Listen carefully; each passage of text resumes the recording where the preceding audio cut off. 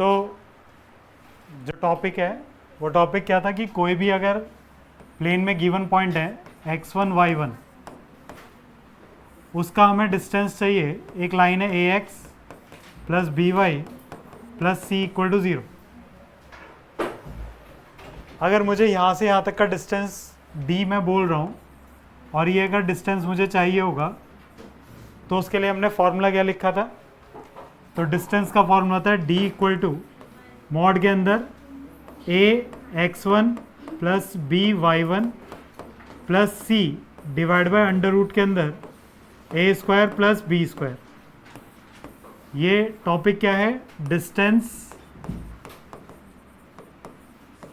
Of a point from a line. Distance of a point from a line, ठीक है।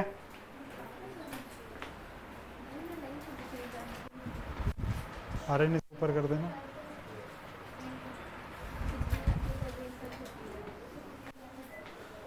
फिर इसी में जो सेकंड टॉपिक बनता है वो सेकंड टॉपिक क्या है?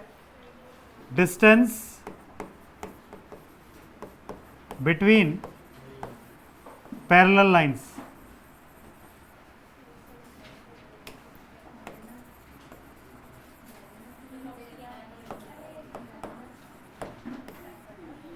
पहली बात तो पैरेलल लाइंस की पहचान क्या होती है कि उसमें जो x और y स्लोप इक्वल होगा और x और y के जो भी कोएफिशिएंट होंगे वो दोनों लाइंस में सेम होंगे। जैसे अगर हम एक लाइन लिखे ax plus B Y plus C one equal to 0 और दूसरी लाइन होगी ax plus B Y plus C two equal to 0। यहाँ पे x और y के कोएफिशिएंट सेम दिख रहे हैं, c1 c2 डिफरेंट है, तो इनको हम बोलेंगे ये दो जो पेयर लिखा है ये पैरेलल लाइन का है। जैसे एक एग्जाम्पल के तौर पर मैं लिख दूँ x plus Y equal to 5 और दूसरी लाइन लिखूँ मैं x plus Y equal to -1, तो ये दो डिफरेंट लाइन है लेकिन दोनों की दोनों कैसी हैं? पैरेलल है, क्योंकि x और y के कोएफिशिएंट सेम है, वहाँ कोई दिक्कत नहीं है। तो पैरेलल लाइंस की पहचान क्या है कि x और y के कोएफिशिएंट सेम होंगे। एक दूसरा तरीका भी है कि ऐसा होता कि 2x plus 3y equal to 7 लिखा होता। मैं इसी इक्वेशन में एक 2 की मल्टीप्लाई करता हूँ तो ये 4x ये 6y हो जाएगा, लेकिन यहाँ पे 2 की मल्टीप्लाई करके 14 आता, मैंने यहाँ 15 लिख दिया है। तो यहाँ पे आपको क्या दिखेगा कि x के साथ 2 लिखा है, यहाँ x के साथ 4 लिखा है, यहाँ एक y के साथ 3 है और यहाँ y के साथ 6 है। यहाँ पे जो रेशियो आया 1/2 आया और यहाँ पे भी रेशियो कितना आया? 1/2 आया। ये रेशियो सेम हो गया, लेकिन यहाँ पर 7/15 का जो रेशियो है वो 1/2 के इक्वल नहीं आ रहा है। तो ये दोनों लाइन कैसी होंगी? पैरेलल होंगी, क्योंकि कांस्टेंट टर्म्स का रेशियो अलग हुआ है। पैरेलल लाइन की कंडीशन क्या है कि a1/a2 और इक्वल टू होना चाहिए b1/b2 के, और ये इक्वल नहीं होता c1/c2 के, यानी कि कांस्टेंट टर्म का रेशियो डिफरेंट होगा। लेकिन हमारा टॉपिक क्या है कि इन दोनों लाइंस के बीच का डिस्टेंस कितना होगा। अगर दो पैरेलल लाइंस हैं, एक पैरेलल लाइन आपने ऐसे ड्रॉ करी, यहाँ एक पैरेलल लाइन हमने ऐसे ड्रॉ करी ये, और एक ऐसे ड्रॉ कर दी है, तो ये जो डिस्टेंस है ना, इस डिस्टेंस की बात चल रही है d। तो वो d डिस्टेंस कैसे दिया जाएगा? d इक्वल टू होगा c2 माइनस c1, मॉड के अंदर ले लो क्योंकि मेरे को इनका डिफरेंस पॉजिटिव ही रखना है, और अंडर रूट के अंदर a square plus B square. ये distance between two parallel lines होगा। समझ आई बात? कोई दिक्कत? सिया दिख रहा है वहां से? उठ के यहाँ आ जाओ, नहीं तो इधर वाली बेंच पे आ जाओ, नव्या के पास। एक नव्या के पास आ जाओ और एक इधर आ जाओ, आकृति, या दोनों यहाँ आ जाओ।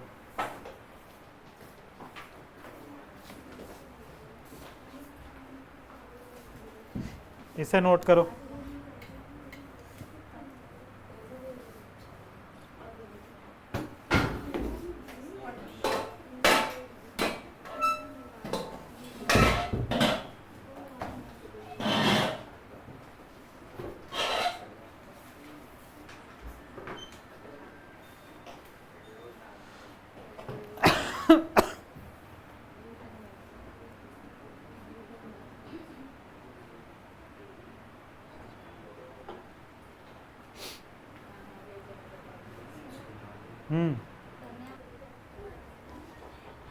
तो जैसे एक इक्वेशन है a x plus B Y plus C equal to 0।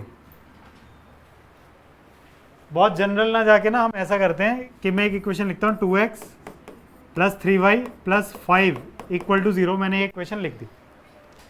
अब अगर मेरे को इक्वेशन को देखते ही ये बताना है कि इस लाइन का स्लोप क्या होगा, तो स्लोप के लिए दो तरीके हैं। एक स्लोप निकालने का तरीका ये होता है m इक्वल टू आप लिखते हो minus coefficient of x divide by coefficient of y, या फिर इसको बोलते हैं m equal to minus a by B, जहां पे ये अंडरस्टूड है कि जो a होगा वो x का ही कोएफिशिएंट होगा और जो b होगा वो y का ही कोएफिशिएंट होगा।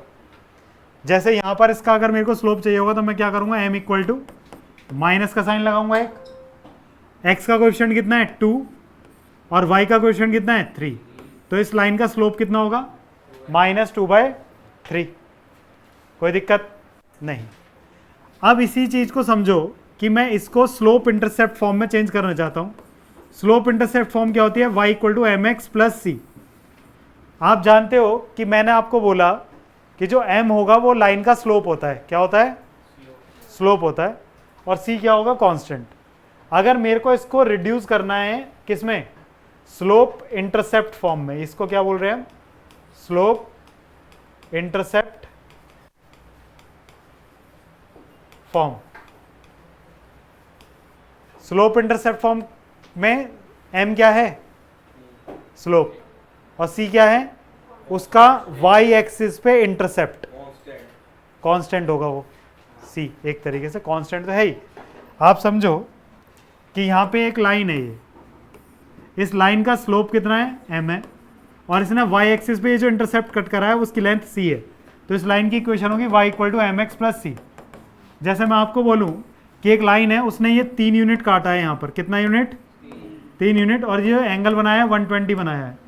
तो यहाँ पे थीटा कितना हो गया 120, तो टेन थीटा कितना होगा 10 120, और 10 120 की वैल्यू मैंने आपको कितनी बताई थी, माइनस का √3। m कितना आ गया -√3। c कितना है यहाँ पर 3, तो इक्वेशन क्या बनेगी, y equal to -√3x plus सी। c कितना है 3।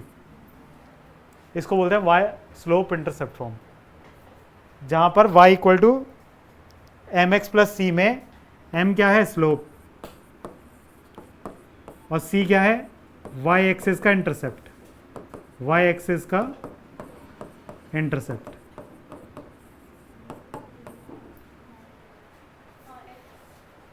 x तो x है, m और c की भी तो बात कर रहे हैं, y और x तो हमारे अंडरस्टूड हैं, वो तो जनरल हैं, ठीक। जो इसमें y और x के अलावा हैं वो क्या होते हैं, उनके बारे में बात चल रही है। अब जैसे ये इक्वेशन है, मेरे को इसको स्लोप इंटरसेप्ट में चेंज करना है। इंटरसेप्ट में चेंज करना सीखा था, इंटरसेप्ट में कैसे चेंज करते हैं इसको, 5 को उधर ले जाओगे, -5 से डिवाइड करोगे, याद है नहीं है, intercept form x upon A plus Y upon B equal to 1 होती है।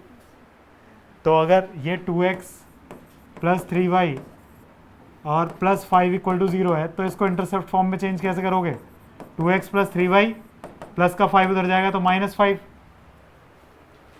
फिर इधर 1 बनाना होता है, ये बताया था कि इधर क्या बनाना होता है, तो -5 से डिवाइड करेंगे, तो 2x divide by -5, 3y divide by -5 equal to क्या होगा 1।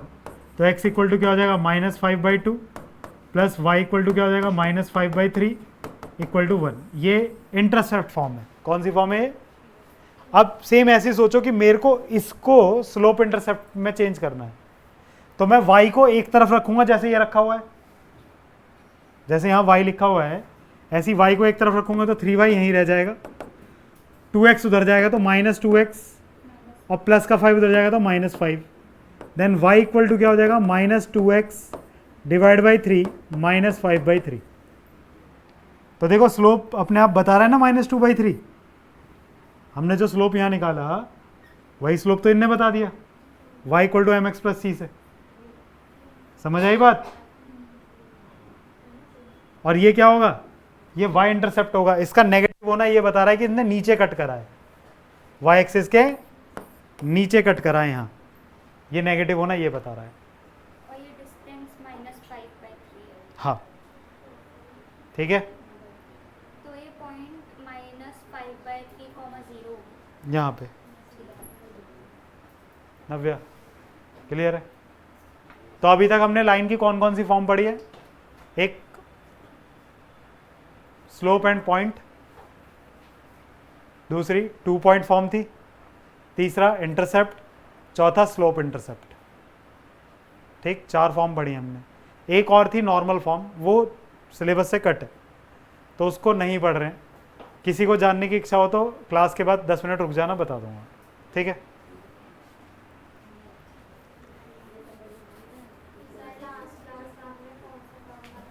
यही वाला था, इससे पीछे वाला, जाते जाते ये कराया था लास्ट क्लास में। हाँ, इंटरसेप्ट मतलब एक्स एक्सिस या वाई एक्सिस पर जो लेंथ कट करता है कोई भी लाइन, वो इंटरसेप्ट होता है।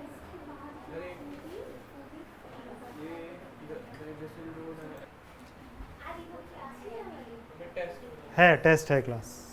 सुनो जरा, पहले इधर सुनो ध्यान से। 2 बातें करी हमने। एक बात करी हमने स्लोप इंटरसेप्ट फॉर्म की,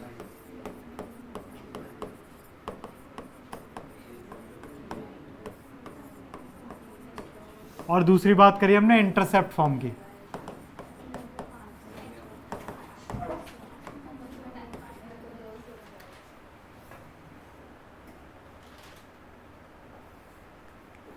नेक्स्ट टाइम मैं वार्निंग भी नहीं दूंगा। तुम्हारे कहने पे बता रहा था सुहानी, या किसी और के कहने पे बता रहा था? स्लोप इंटरसेप्ट फॉर्म में y equal to m x plus c, ये जनरल फॉर्म है, और इंटरसेप्ट फॉर्म में x upon A plus Y upon B equal to 1, ये जनरल फॉर्म है।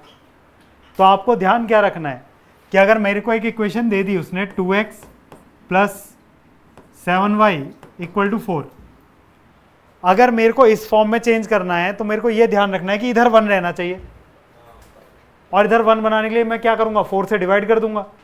तो पूरी इक्वेशन को जब 4 से डिवाइड करेंगे तो 2x/4 plus 7y divide by 4 equal to 1 हो जाएगा। इस 2 को यहाँ छोड़ना नहीं है, तो 2 2 4, ये तो x/2 हो गया, ये तो अच्छा है। इस 7 से काट नहीं सकते तो 7 को नीचे भेज दो, y अपॉन 4/7 इक्वल टू 1, ये हो गया इंटरसेप्ट। इंटरसेप्ट का मतलब है कि x के नीचे जो लिखा है उसने x पे 2 लेंथ काटी है, यहाँ पर 2, 1 और 2, 2, 0, और y के नीचे 4/7 का मतलब है कि y एक्सिस पे 4/7 कट करा है, यानी कि यहाँ होगा 4/7, 0, लाइन कुछ ऐसी जा रही होगी, थोड़ी सीधी कर लो, ऐसे करके जा रही होगी लाइन। तो ये इंटरसेप्ट होता है, ये x एक्सिस और y एक्सिस पे जो कट करा है। इसमें सिर्फ मैंने आपको बोला ये जो c है ये y एक्सिस का इंटरसेप्ट है, y एक्सिस का इंटरसेप्ट है। अगर मुझे अब इस लाइन को इसमें चेंज करना है, इस फॉर्म में, तो मेरे को y को एक तरफ रखना है जैसा इसमें लिखा हुआ है, तो 7y यही रह जाएगा, बाकी सब दूसरी तरफ जाएगा, तो -2x -4, y को यहीं रखते हुए 7 को नीचे भेजूंगा तो -2/7 x -4/7, ज्यादा सुंदर दिखाने के लिए -2/7 x प्लस -4/7 लिख सकते हो। ये चेंज हो गई y equal to m x plus c में।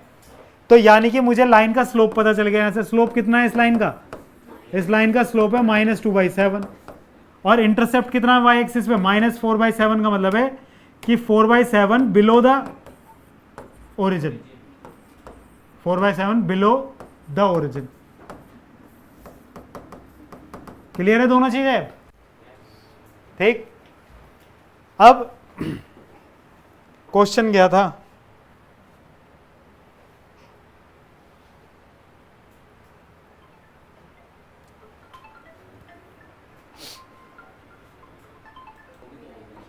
यहां पे क्वेश्चन देखो, सबसे पहले कह रहा है find the point on the X axis whose distance from this line are 4 unit. इस क्वेश्चन को हमने कर लिया था लास्ट क्लास में वैसे तो, लेकिन फिर भी अब समझ लो ध्यान से क्या कह रहा है। फोर्थ कह रहा है find the point on x axis.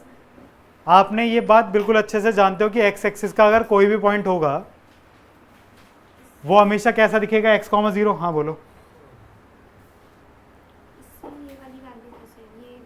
नहीं, ये वाली इससे नहीं निकलेगी ना, ये तो स्लोप इंटरसेप्ट फॉर्म है। इंटरसेप्ट से दूसरी दोनों निकलेंगे। तो अगर हमें दोनों वैल्यूज फाइंड करने को कहा जाए तो दोनों नहीं लगाएंगे? नहीं, इंटरसेप्ट में इंटरसेप्ट लगाएंगे, जहाँ पर हमें ये दोनों वैल्यूज फाइंड करने के लिए बोल ही नहीं रहा पहली बात तो। अगर वो एक्स और वाई एक्सिस दोनों के इंटरसेप्ट पूछेगा तो इंटरसेप्ट फॉर्म लगाएंगे, स्लोप पूछेगा तो ये वाला लगाएंगे, ये स्लोप के लिए स्पेशली। ठीक है। Fourth question, find the point on x axis. अगर एक्स एक्सिस का कोई पॉइंट है तो वो हमेशा x, 0 होगा, क्योंकि एक्स एक्सिस पे x तो रहेगा लेकिन y 0 हो जाएगा। कह रहा whose distance from this line, इस लाइन को थोड़ा लिख के देख लेते हैं, x/3 plus y/4 equal to 1।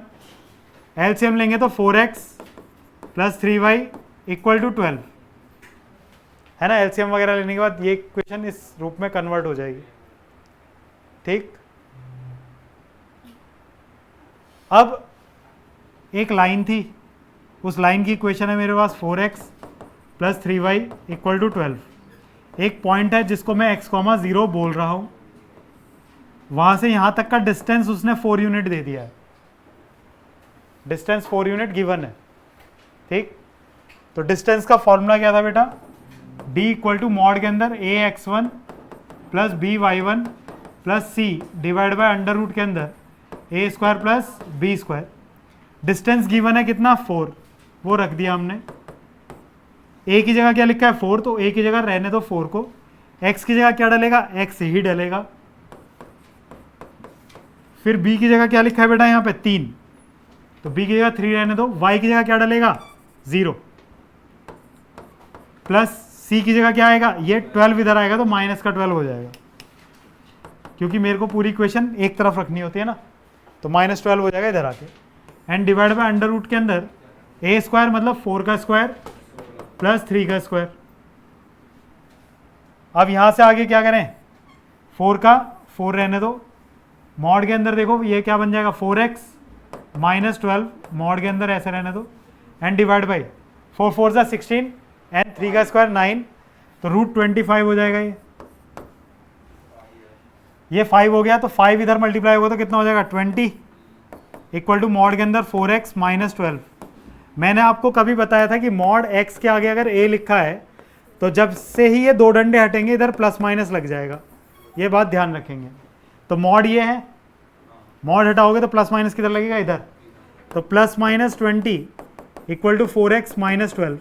तो एक बार 20 equal to 4x minus 12 solve कर दो, एक बार 20 माइनस का equal to 4x minus 12 solve कर दो, इसको इधर भेजो तो 20 प्लस 12 इक्वल टू 4x, तो 32 divide by 4 equal to x, then x equal to क्या हो जाएगा 8, और यहाँ पर -20 माइनस का 12 इधर, तो प्लस 12 इक्वल टू 4x, तो यहाँ कितना बचा 8 माइनस का 4x, then x equal to कितना हो गया -2, है ना। क्वेश्चन का सीक्वेंस देख लेना, यहाँ से शुरू होगा, पहले ये फिगर बनाना, फिर ये है, फिर ये है, तीसरा, ये 2, ये 1, फिर ये 4 है। हाँ, क्वेश्चन नंबर 7 की तरफ देखो, कह रहा है find the equation of line parallel to the line. मतलब मेरे को एक इक्वेशन है 3x minus 4y plus 2 equal to 0, इसके पैरेलल एक और लाइन चाहिए, इसके पैरेलल एक और लाइन चाहिए हमको, मुझे इसकी इक्वेशन चाहिए होगी। ये दोनों लाइन में खासियत क्या होगी कि इन दोनों का स्लोप सेम होगा, यानी कि ये वाली लाइन से मुझे स्लोप मिल सकता है। मैंने आपको अभी सिखाया कि अगर स्लोप लिखना है तो m इक्वल टू क्या होगा माइनस, यहाँ पे पॉइंट तो है ही नहीं, हमें इन दोनों के बीच की डिस्टेंस दे रखी है तो भी निकाल सकते हैं। क्या इक्वेशन कैसे निकालोगे, निकाल सकते हैं, लेकिन उसके लिए फजीहत बहुत ज़्यादा हो जाएगी, उसकी ज़रूरत नहीं है, जब ज़रूरत पड़ेगी तो कर देंगे वो काम भी। ठीक है, अभी हमने सीखा कि अगर ax plus B Y plus C equal to 0 है तो स्लोप क्या होता है माइनस a बाई बी, तो स्लोप क्या होगा माइनस a क्या होता है x का कोएफिशिएंट और b क्या होता है y का कोएफिशिएंट, लेकिन यहाँ पे -4 है, तो स्लोप कितना आ गया 3/4। यानी कि इस लाइन का भी स्लोप कितना होगा, इस लाइन का स्लोप भी कितना होगा 3/4। फिर क्या कह रहा है, find the equation line parallel to this line and passing through the point, और ये जो गिवन जिसकी इक्वेशन चाहिए वो -2, 3 से पास हो रहा है। तो मैंने आपको पहले लेक्चर में ही बोला था कि अगर मुझे किसी भी लाइन की इक्वेशन चाहिए तो मुझे स्लोप चाहिए, पॉइंट चाहिए। स्लोप मिल गया, पॉइंट मिल गया, लाइन की इक्वेशन आ जाएगी। क्या होगी? तो लाइन की इक्वेशन आपको बताई गई थी y minus y1 slope x minus x1। 4 को इधर भेज दो तो 4y minus 12 equal to 3x plus 6, या 4y माइनस 3x 12 को इधर भेजोगे तो 18। ये हमारी इक्वेशन आ गई। ठीक है,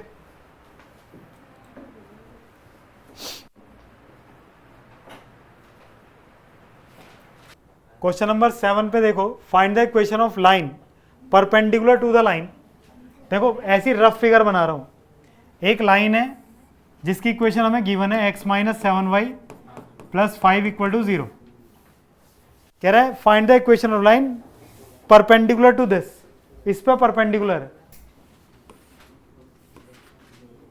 हो गई परपेंडिकुलर, एंड x इंटरसेप्ट दिया है।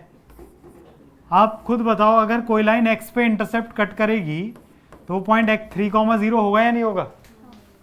तो यानी कि ये पॉइंट, ये जो लाइन है ये गिवन है कि 3,0 से पास हो रही है, क्योंकि उसने बोला है कि x इंटरसेप्ट 3 है। x इंटरसेप्ट 3 है तो इसका पासिंग पॉइंट 3,0 होगा, ये कंफर्म है। अब दो लाइंस आपस में परपेंडिकुलर होती है तो स्लोप का क्या रिलेशन था? आकृति स्लोप का क्या रिलेशन था अगर दो लाइंस परपेंडिकुलर हो आपस में? तो -1 क्या? x अपॉन ए। हाँ सब पढ़ दो, उर्दू फारसी सब पढ़ दो एक साथ, जो पूछा जा रहा है बस उसका जवाब मत देना। क्या रिलेशन था? अगर दो लाइंस आपस में परपेंडिकुलर हैं तो उनके स्लोप में क्या रिलेशन था?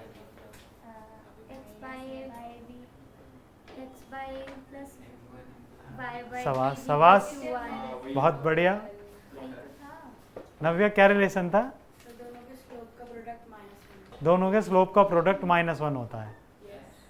इफ, अरे हाँ याद आ गया आकृति को, वो क्या कहते हैं, प्रज्ञा को। अगर ये लाइन है, इसका स्लोप m1 है और इसका स्लोप m2 है, और ये दोनों आपस में परपेंडिकुलर है, तो इसके स्लोप की मल्टीप्लाई इनटू उस लाइन के स्लोप की मल्टीप्लाई -1 होगी। और इस लाइन का स्लोप मैं निकाल सकता हूं। अभी हमने सीखा है कि लाइन से स्लोप कैसे ढूंढते हैं। m इक्वल टू होता है, इसको m1 बोला है ना, तो m1 इक्वल टू क्या होगा? -1 अपॉन -7 है ना। x का ऑप्शन माइनस साइन के साथ आता है, -a, और अपॉन b कितना है? -7।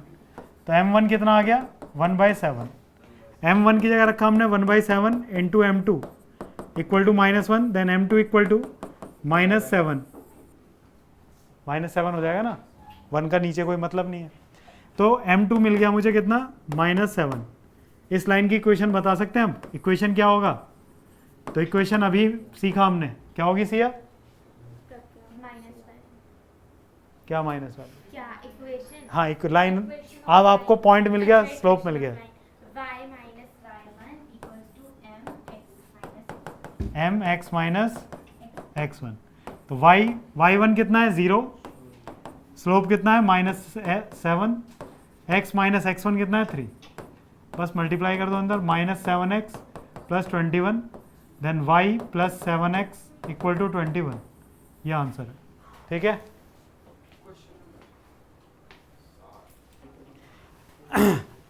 नेक्स्ट क्वेश्चन है, कह रहा है find the angle between the lines.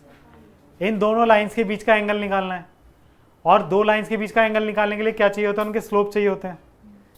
तो क्या फॉर्मूला बताया गया था कि tan थीटा, यहाँ पे थीटा क्या है? एंगल बिटवीन टू लाइंस, वो क्या होता है? m2 minus m1 upon 1 plus m1 m2। कुल मिला के हमें क्या चाहिए? स्लोप चाहिए दोनों लाइन के। तो हमारे पास एक लाइन है √3x plus y equal to 1। यहाँ पे स्लोप क्या होगा बेटा? m1 माइनस a कितना है? √3 डिवाइड बाई b कितना है? 1। फिर दूसरी लाइन कितनी है? x plus √3y equal to 1। तो यहाँ पे m2 कितना होगा? माइनस ए कितना है 1, बी कितना है √3। m1 m2 मिल गए, बस इस फॉर्मूले में डालने हैं। tan theta equal to m2 minus 1/√3, m1 √3 minus का तो प्लस हो जाएगा अपॉन 1 प्लस m1 √3 माइनस का माइनस √3 इंटू माइनस 1/√3। तो यहाँ पे थोड़ा बड़ा सा लिख लेते हैं ना, tan theta equal to m2 minus 1/√3 m1 minus √3 and divide by 1 plus m1 minus √3 m2 minus 1/√3। तो यहाँ पे माइनस 1/√3 प्लस √3 हो जाएगा एंड डिवाइड बाय √3 से √3 कट गया, -1 की -1 में मल्टीप्लाई तो 2, तो ये कितना हो जाएगा 3, है ना? 1 ही बचेगा। क्यों? 3 को बढ़ेगा। अरे 2 आएगा ना, सॉरी 2 आएगा, मैंने वो गलत लिख दिया, 2 आएगा। तो tan थीटा इक्वल टू कितना आएगा, यहाँ एलसीएम लो, √3 की मल्टीप्लाई करके कितना आएगा -1 plus 3 divide by √3 and divide bye 2।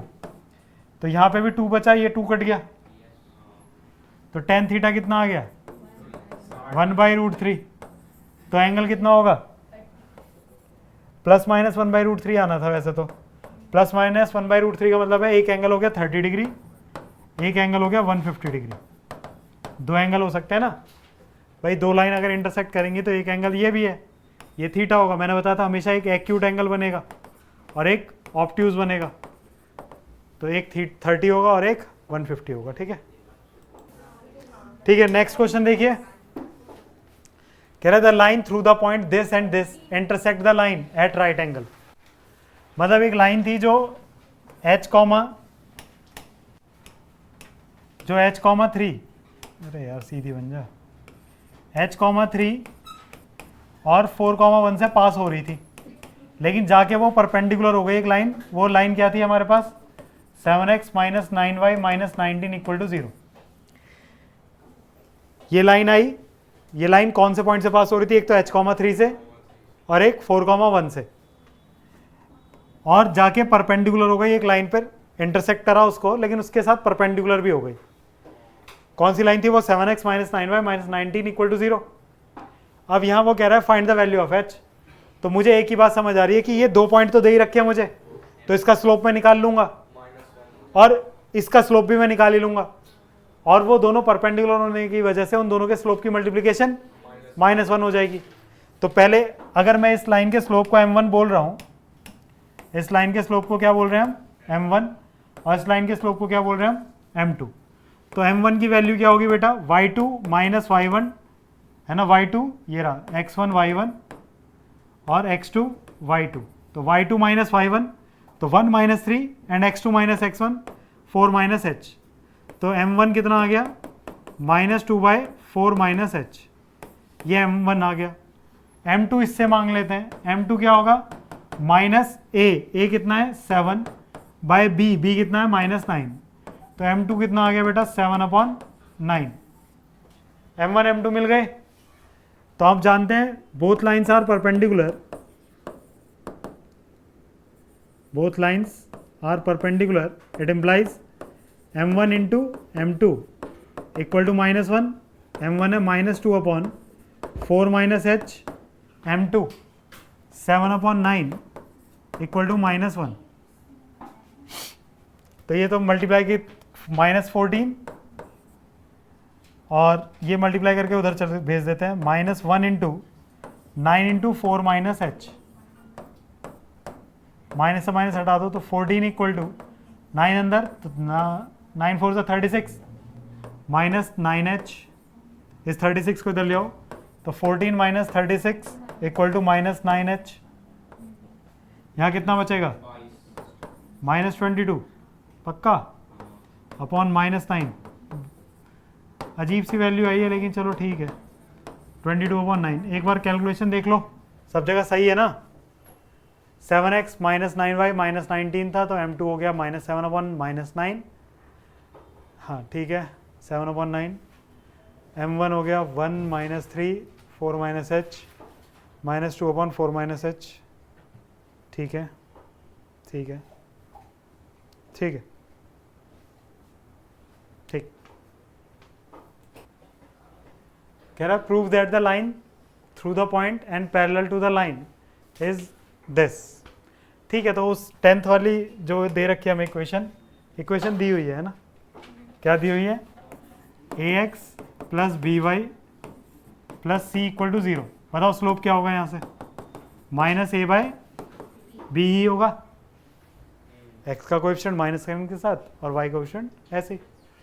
कह रहा prove that the line passing through this point, इस पॉइंट से पास हो रही है, तो y माइनस y1 आ जाएगा इक्वल टू स्लोप कितना है, -a/b और x माइनस x1।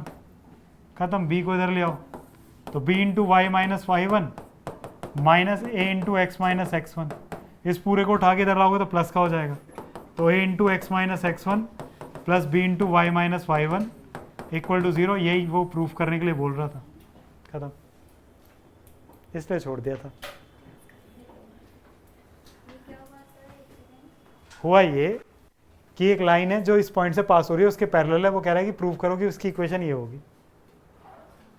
तो हमने उससे कहा कि स्लोप बता दे, उसने स्लोप बता दिया, पॉइंट उसने दे ही रखा था, तो स्लोप पॉइंट फॉर्म लगा दी, खत्म। अभी जो इक्वेशन ऑफ लाइन लिखी थी। 11वां क्वेश्चन स्कूल के हिसाब से बहुत ही इंपॉर्टेंट है, बहुत इंपॉर्टेंट है, मतलब बहुत ही इंपॉर्टेंट, मतलब बहुत। परपेंडिकुलर डिस्टेंस वाला। Two line passing through the point 2, 3 intersect each other at angle of 60 degree. If slope of one line is 2, find the equation of other line.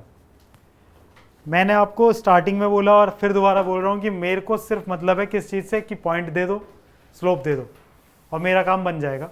Point उसने दे दिया, 2 line passing through the point 2, 3, दोनों ही 2, 3 से पास हो रहे थे।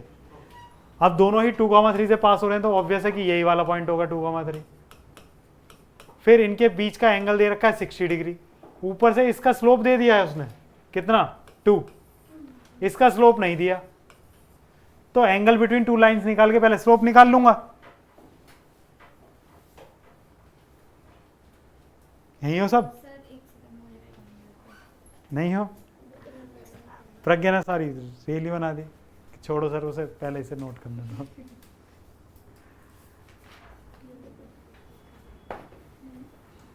क्या given है कि दोनों लाइन 2, 3 से पास हो रही हैं। दो लाइन सेम पॉइंट से तभी पास हो सकती है जब इंटरसेक्ट कर रही हूं उस पॉइंट पे। तो 2, 3 तो पासिंग पॉइंट हो गया दोनों के लिए ही। इसका स्लोप उसने दे रखा है, एंगल दे रखा है दोनों लाइन के बीच का, तो एंगल बिटवीन 2 लाइन्स हमें पता है ना, tan theta equal to m2 - m1/1 + m1 m2। तो जब एक स्लोप पता है तो दूसरा वहां से निकल जाएगा, निकल जाएगा पक्का। अगर दूसरा वहां से निकल जाएगा तो स्लोप मिल गया, पॉइंट मिल गया, तो फिर चाहिए क्या, काम खत्म। तो बस करके लाना इसे। होमवर्क है 11, 12, 13, 14, 15, 16, 17।